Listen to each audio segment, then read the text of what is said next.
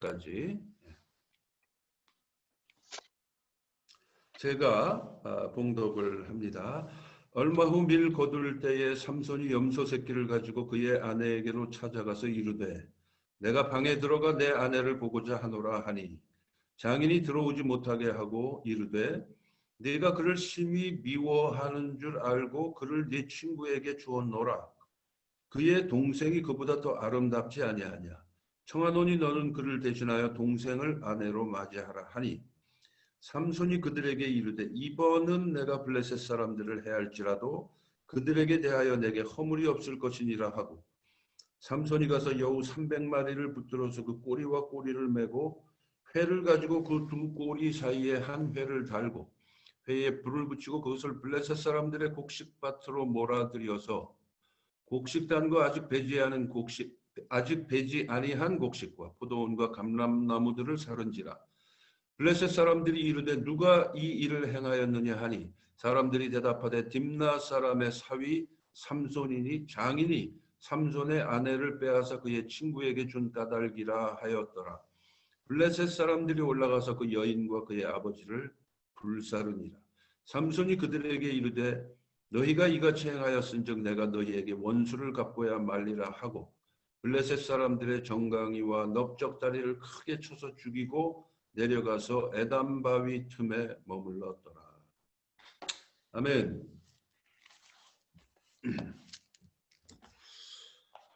자, 오늘 이 말씀은 목사님 갑자기 소리가 안 들립니다. 아, 그래요? 안 들립니까? 아직도 안 들리세요? 들려요. 아, 들리세요? 잘 들립니다. 네, 잘 들립니다. 잘 들리고 있어요? 네네네. 아, 선교사님 들어오셨네요. 예. 네. 자, 그래, 오늘 말씀은 뭐 8절밖에 안 되는 사사기의 본문으로 얘기하자면 굉장히 짧은 내용인데 한마디로 말해서 복수의 복수극이죠. 복수의 복수의 불신의 불신이 이어지는 그런 내용이라고 볼 수가 있습니다. 여기 1절에 보면은 얼마 후 밀 거둘 때에 이 사건이 일어났을 때가 밀 거둘 때이고 사건이 일어난 장소는 밀밭입니다. 그렇죠? 그러니까 밀 거둘 때에라는 건 우리식의 캘린더로 하면은 대략 한 5월경 정도가 됩니다. 그런데 5절에 보면은 뭐라고 되어 있느냐 하면은 곡식단과 아직 배지 아니한 곡식과 포도원과 감람나무들을 살았다 이제 그렇게 되어 있지 않습니까? 그 얘기는 뭐냐면은 지금 밀 추수를 하고 있는 중이라는 얘기예요. 일부는 추수를 해서 곡식단을 쌓아놓고 일부는 아직 추수가 안 된 상태고 그러니까 한창 추수 중간에 그런 뜻입니다. 그 얘기는 뭐를 시사하고 있느냐? 우기는 옛날에 끝나고 완전히 건기가 클라이맥스일 때에 그러니까 완전히 건기에 중간에 접어들었을 때 이제 곡식이 연글잖아요. 무르익는 거죠. 우기 때는 이제 곡식을 자라게 하고 그러니까 지금은 건기 때이기 때문에 불붙기가 가장 좋은 때죠. 이제 이 밀밭에 불이 나는 거 아닙니까? 포도원과 뭐 감람나무들을 살랐다 이렇게 되니까. 자, 그런 때에 삼손이 염소 새끼를 가지고 그의 아내에게로 찾아갑니다. 그러니까 지난번 사건과 지금 오늘 이 사건 사이에 뭔가 지금 인터벌이 있는 거죠.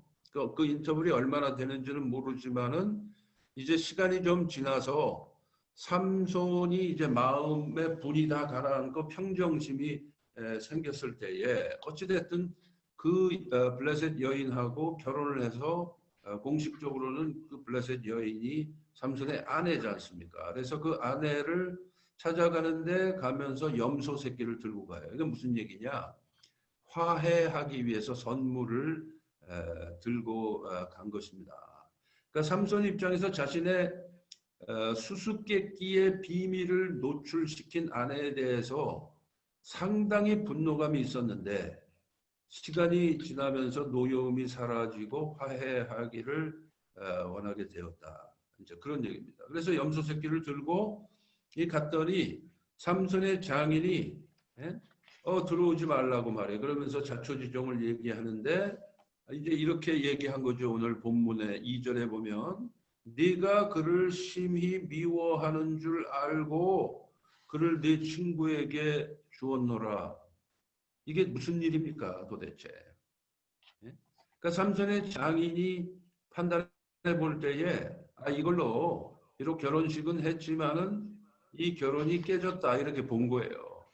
그렇게 보고 삼손이 그 아내를 심히 미워해서 지금까지 돌아오지 않았다 이렇게 생각을 하고 블레셋에 있는 삼손의 친구들이 많잖아요. 삼손이 블레셋에 왔다 갔다 하면서 지냈으니까 그 친구 중에 한 명한테 시집을 보내버린 거예요.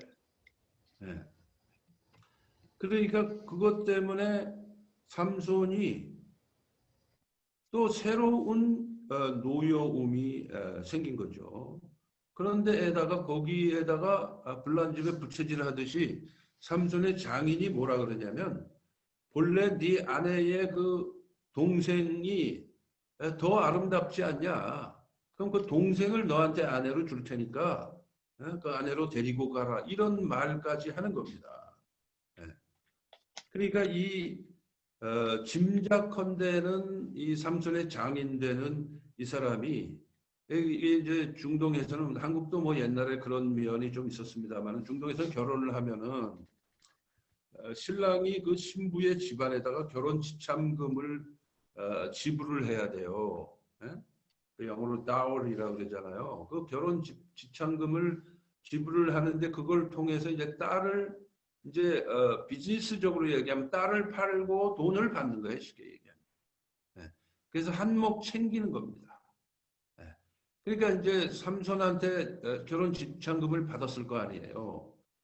작은 딸을 삼손한테 보내고 또 결혼 지참금을 받으려고 했을 가능성도 충분히 있습니다. 저 결혼 지참금을 노리고 둘째 딸을 너한테 시집 보내겠다 이랬을 가능성이 있어요. 그러니까 굉장히 이 당시에 이제 블레셋의 어떤 그 도덕적인 수준 이런 거를 이제 우리가 엿볼 수 있는 면이죠.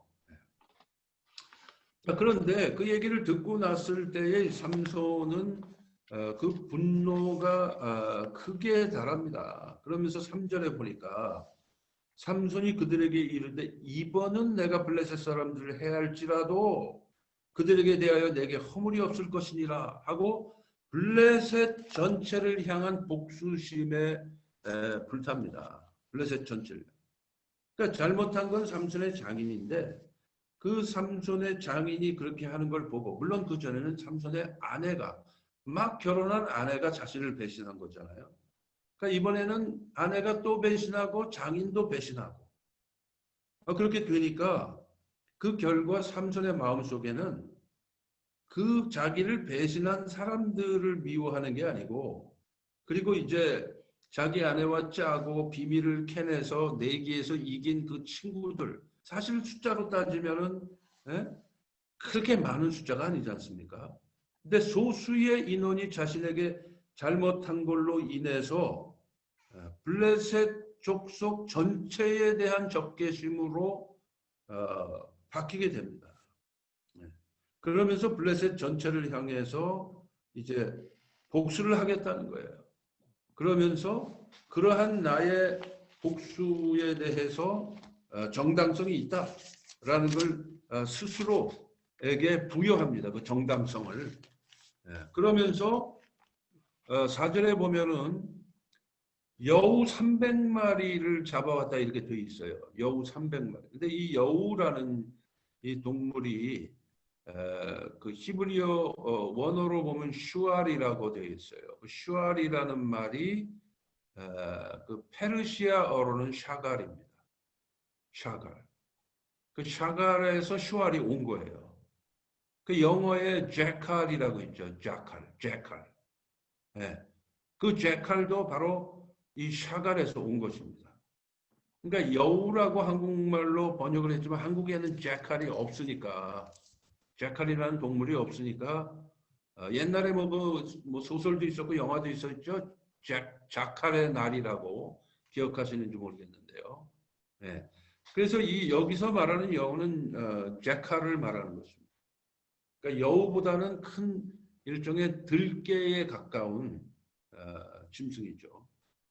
그 제칼을 300마리를 잡아온 거예요. 300마리를 잡아. 그래가지고 그러니까 300마리를 잡는데 이제 포도원으로 이 제칼들을 유인해가지고, 왜냐하면 여우하고 제칼이 포도를 굉장히 좋아하거든요. 그러니까 포도원 쪽으로 유인을 해서 아마 이제 그물 같은 걸로 이제 잡았겠죠. 300마리나 잡았으니까 한 마리씩 잡으려면은 그게 언제 잡겠습니까? 그러니까 이제 또 거기다 제칼은 이제 군집 생활을 하기 때문에 때로 다니니까 들개 떼들처럼 그렇게 해서 이제 300마리를 잡아가지고, 그러니까 이 삼손이 굉장히 지혜로운 사람이에요. 힘만 센 게 아닙니다. 그래서 그 제칼을 두 마리씩 꼬리와 꼬리를 묶어가지고 그 꼬리 묶은 꼬리 사이에다가 횃불을 달아가지고 회를 달아가지고 거기다 불을 붙입니다. 그 불이 붙으면 짐승들은 어느 짐승이나 다 불이 붙은 불을 굉장히 두려워하잖아요. 사람들도 불을 두려워하죠. 짐승들은 뭐 본능적으로 불을 두려워하죠. 그 꼬리에 불을 붙이니까 막 그냥 밀밭에서 그냥 여기저기로 막 사방팔방으로 막 그냥 뛰어다니는 거예요. 그냥 겁이 나가지고. 근데 그게 무려 150쌍이에요. 150쌍이 양 막 제칼이 전속력으로 속도가 빠르니까. 밀밭과 포도밭과 감람밭을 막 다니면서 휘젓고 다니는 거예요. 삽시간에 그냥 이 농사 지은 것이 전부 불타서 없어지는 겁니다. 삽시간에 풍년이 흉년으로 바뀌는 거죠. 이제 그렇게 하면서 블레셋 사람들에게 엄청난 재산 손실을 일으키게 되는 것이죠. 그러니까 나중에 보니까 이 블레셋 사람들이 와서 보니까 이건 뭐 재앙이 그냥 자기들의 눈앞에 전개가 되니까 이게 어떻게 된 거냐 하고 알아보니까 여차여차해서 그렇게 됐다라는 걸 알고 그 삼손의 장인을 갖다가 그 장인하고 딸을 불살라 죽였다. 삼손한테는 아직은 대항을 못하고 당장 약자인 삼손의 장인과 딸을 불살라 죽인 거예요. 그러니까 복수국의 복수국이죠. 복수가 꼬리에 꼬리를 물고 결과적으로 엄청난 비극으로 이어지게 됩니다. 근데 거기서 끝나질 않아요. 그래서 끝나질 않고 그 사실을 알게 된 삼손이 다시 블레셋에게 복수를 또 하게 되는 것입니다. 그래서 오늘 본문 마지막에 보면 블레셋 사람들의 정강이와 넓적다리를 쳐서 죽였다. 라는 내용으로 이제 끝이 나게 되는 거죠. 그래서 이제 오늘 이 말씀 스토리는 이제 그런 스토리고요. 이 말씀을 우리가 이제 어떻게 이해를 할 것이냐, 우리 이 말씀을 어떤 시각으로 우리가 이해를 할 것이냐, 거기서 우리가 얻을 수 있는 신앙적인 교훈, 영적인 교훈은 무엇인가? 이제 그걸 우리가 봐야 되는 것이죠. 큰 틀에서 보면 이 사사기 전체의 큰 틀과 또 삼손의 스토리의 큰 틀에서 보면은 하나님께서 이스라엘을 블레셋으로부터 해방시키시기 위한 섭리하심이 기본적으로 깔려 있습니다. 이 삼손의 스토리 속에는 그건 이제 소위 매크로 뷰를 보면은 이제 그런 거고요. 마이크로 뷰로 보면은 작은 틀에서 보면은 인간이 가지고 있는 그 죄성, 인간의 죄성, 그 죄성 때문에 생기는 그 박약한 도덕성과 그리고 인간을 향한 그 분노와 복수심, 그것이 하나의 연쇄 반응으로 체인 리액션으로 나타나서 비극을 낳고 그 비극이 또 다른 비극을 낳고 하는 그런 모습을 보여주고 있습니다. 삼손의 아내가 삼손을 배신한 것이 시작이에요. 그렇죠? 행복한 결혼 생활을 하려고 하는데 거기에서 결혼 잔치하는 중에 이 일이 시작되는 거잖아요. 원래 지난주 본문이지만은 지난번 본문이지만 삼손의 아내가 삼손을 배신하고 그리고 그러자 이제 삼손이 아스글론으로 내려가서 30명을 쳐 죽이고 옷을 노략해서 수수께끼 내기에서 진 벌금을 물고 그렇죠. 거기서 이미 비극이 발생합니다. 그리고 나서 시간이 좀 지나서 삼손이 아내와 화해를 시도했지만은 장인이 자신의 욕심과 그릇된 판단으로 인해서 자기 삼손의 아내인 자기 딸을 다른 사람에게 시집을 보내고 또 작은 딸을 그 지참금을 노리고 작은 딸을 삼손에게 보내려고 한 것 때문에 삼손이 분개해서 블레셋 전체에 대한 복수심에 불타오르죠. 그래서 밀밭과 포도원과 감람원을 그 이 자카를 통해서 불지르게 되는 일이 일어나잖아요. 그러니까 여기서 우리가 한 가지 주목해 볼 것은 이것입니다.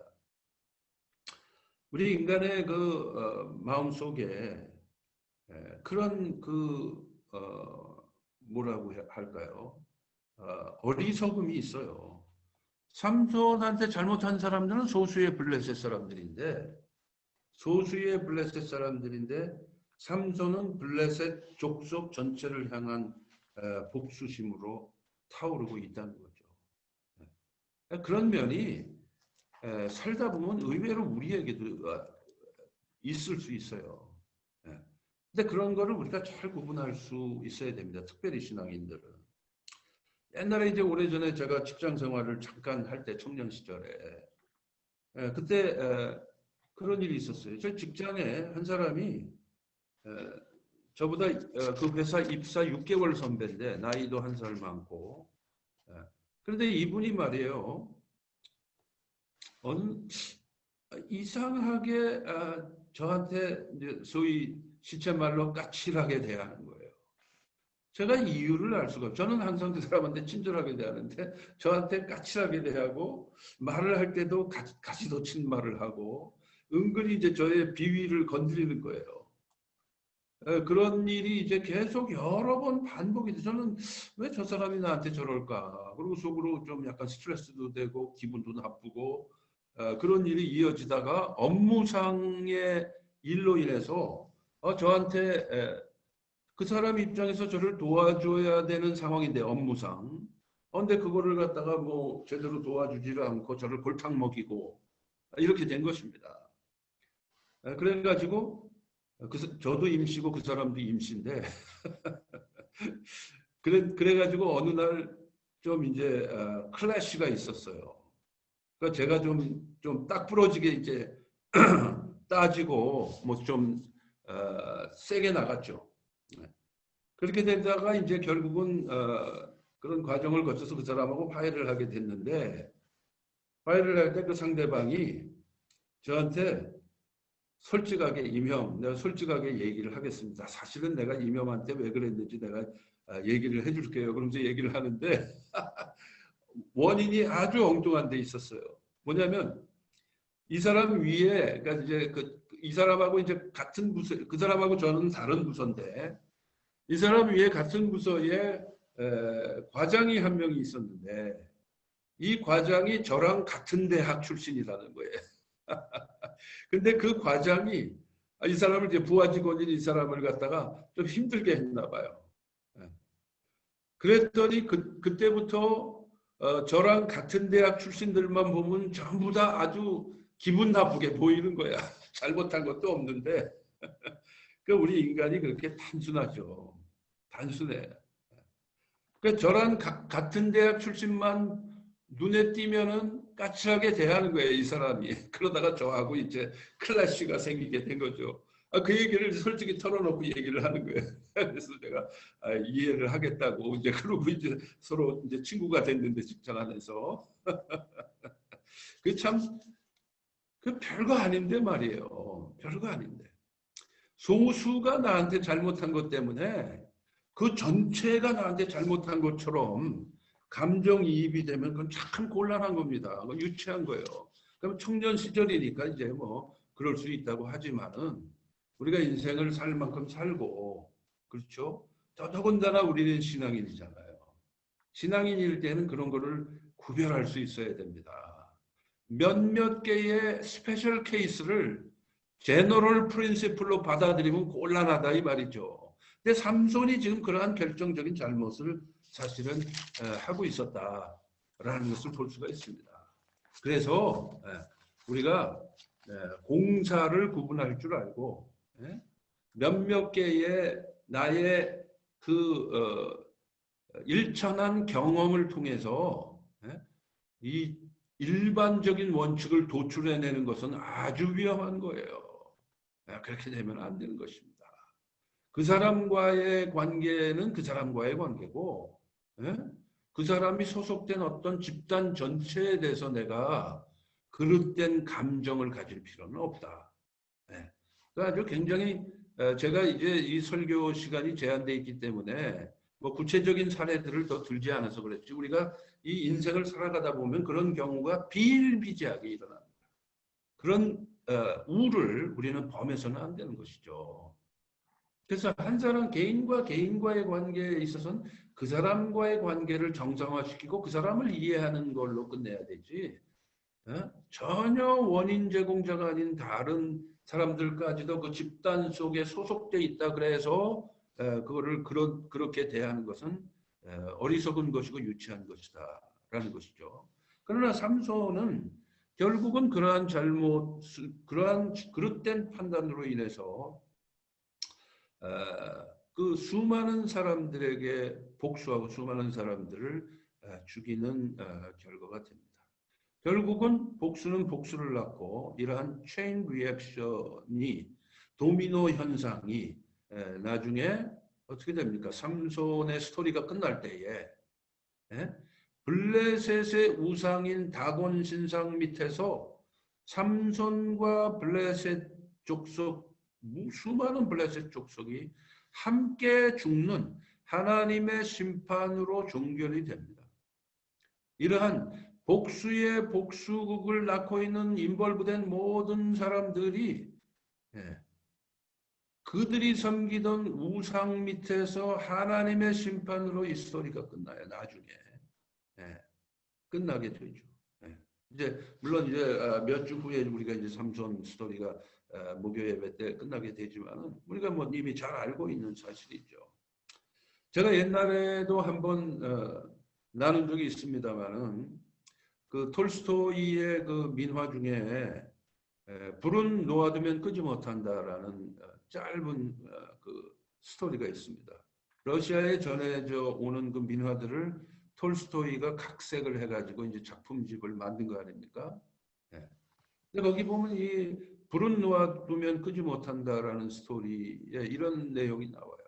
같은 동네에 사는, 서로 옆집에 사는, 어릴 때부터 친구로 자라서 나이가 지긋한 할아버지들이 돼서도 서로 친구인 두 집안이 있었어요.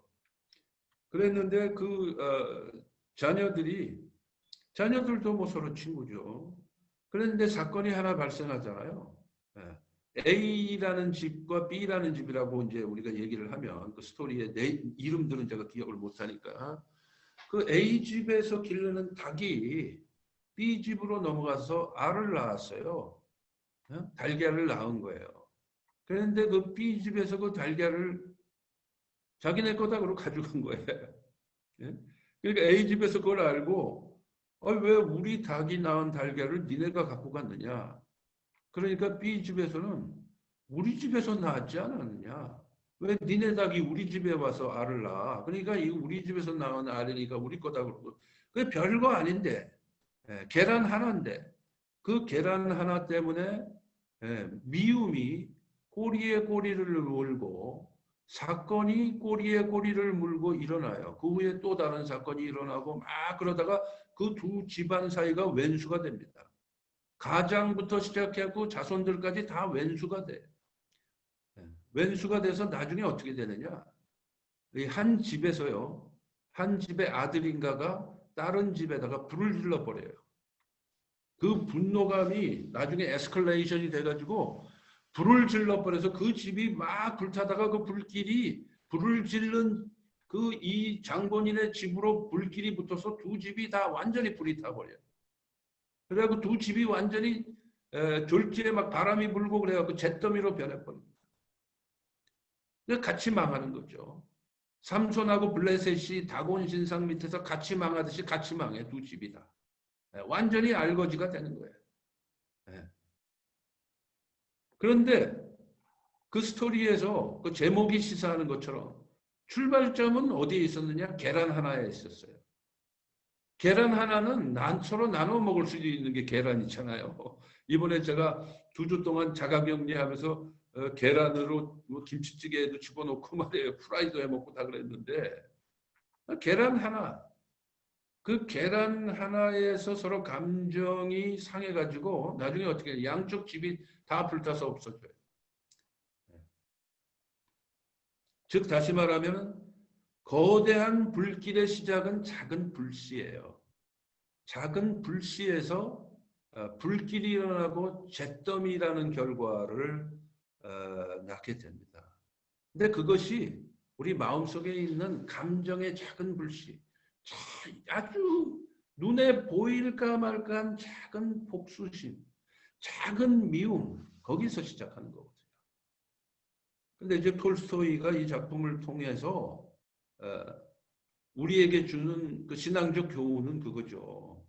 그 작은 불씨였을 때 꺼버리면 끝나는데, 그럼 아무 사건도 안 일어나는데, 불씨는 사건은 아니거든.